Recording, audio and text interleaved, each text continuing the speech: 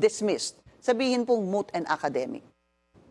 O, hindi yung reconsideration muna. Tapos, Pag na-deny, iba nang usapan yan. Ibig sabihin, since wala kaming makuha po sa inyo, palagay ko, pupunta na kami sa taong bayan na lumikha ng gobyernong ito. The primary function of a government is to protect and to serve the people. When that government no longer responds to the interests of these people that created it, then it has the right to remove that government. what are you calling for? Sabihin po No, natin, I've been calling na, alam po ninyo, kung kayo'y tumatanggi sa ginagawang ilegalidad ng mga opisyalis ng gobyerno, iparamdam natin sa kanila sa mapayapang pamaraan.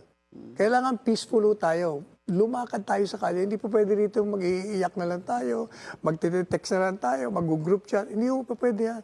Ang gobyerno, hindi papansinin yan. Kaya tama ho yung ginagawa ngayon. All over the country, sila'y nagpaparamdam na ayaw namin ang ginawa nyo. Ibalik nyo si Duterte dito.